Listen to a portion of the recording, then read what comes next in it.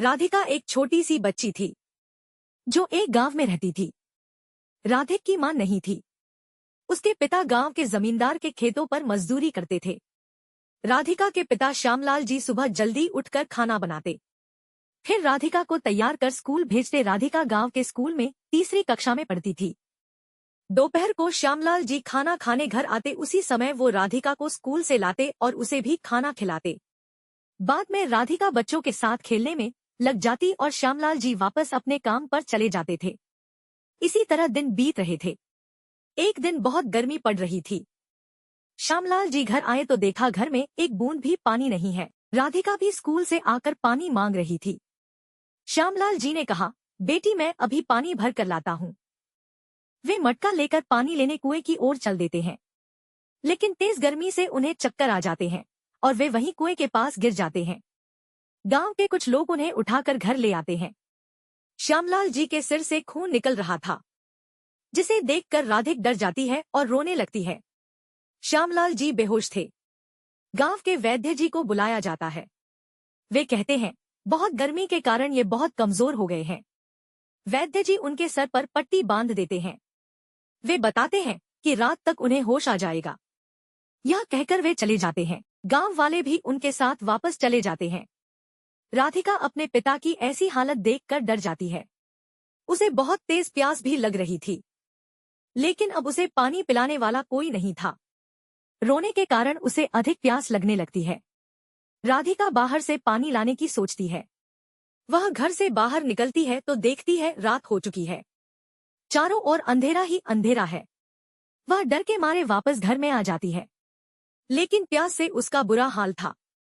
श्यामलाल जी का घर था, उसके आसपास कोई घर भी नहीं था जिनसे मदद मांगी जाए।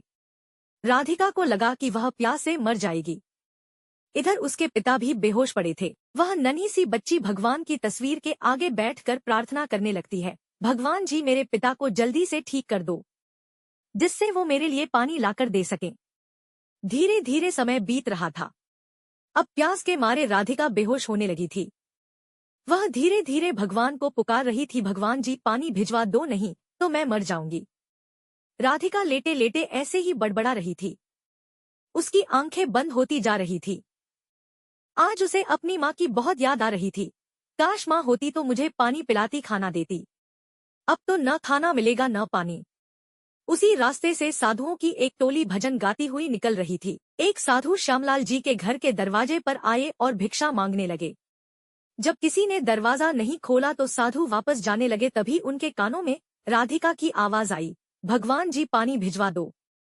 साधु ने दरवाजे को धकेला तो वह खुल गया। उन्होंने देखा एक बच्ची जमीन पर पड़ी हुई है। उन्होंने अन्य साधुओं को आवाज दी और अंदर आकर राधिका को पानी पिलाया। राधिका को कुछ होश आया। फिर उनमें से एक साधु ने राधिका को खाने के लिए दिया, जिसे खाकर राधिका ने पानी पिया। साधे ने पूछा, बेटी तुम बेहोश कैसे हो गई? तब राधिका ने सारी बात बता दी। फिर राधिका ने पूछा, आप भगवान हैं या भगवान जी ने आपको भेजा है? मैंने तो उनसे ही कहा था। यह सुनकर साधु हंसने लगे। उन्होंने कहा, हाँ बेटी यही समझ लो, भगवान जी ने ही हमें भेजा है। जब तक तुम्हारे पिता ठीक नहीं हो जाते मैं तुम्हारी देखभाल के लिए यहीं रहूंगा। बाकी साधु आगे चले जाते हैं। अगले दिन सुबह जब श्यामलाल जी को होश आता है तो वे साधु बाबा का धन्यवाद करते हैं कि उन्होंने उनकी बच्ची की जान बचाई। साधु बाबा कहते हैं, तुम्हारी बच्ची की सच्ची भावना के कारण ही हम यहाँ आ पाए। यह सब भगवान की कृपा है। यह लो, यह रख लो, जब तक यह तुम्हारे घर में रहेगा तुम्हें कोई परेशानी नहीं आएगी। यह कहकर साधु बाबा ने एक रुद्राक्ष श्यामलाल जी को दे दिया।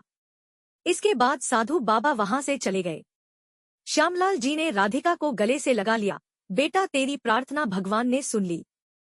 अगर तुझे कुछ हो जाता तो मैं कभी अपने आप को माफ नहीं कर पाता। श्यामलाल जी ने साधु से मिला रुद्राक्ष पूजा के मंदिर में रख लिया। उसके बाद तो उनके दिन बदल गए। जमींदार ने श्यामलाल जी के काम से खुश होकर उन्हें थोड़ी सी जमीन दे दी, जिस पर वे खेती करने लगे। अच्छी फसल होने से वह दुगने दाम पर बिक गई। इसी तरह खेती करते करते उन्होंने ज्यादा जमीन खरीद ली। अब वे मजदूरों से काम करवाते और फसल को शहर में बेचते, जिससे अच्छा पैसा मिलता। फिर श्यामलाल जी ने बड़ा सा घर बना लिया, जिसमें कई नौकरानी रख ली जो राधिका की देखभाल करती थी। इस तरह एक बच्ची की पानी की प्यास ने उन्हें जीवन का हर सुख दे दिया। इस तरह की कहानी सुनने के लिए हमारे चैनल को लाइक, शेयर और सब्सक्राइब करें। धन्यवाद।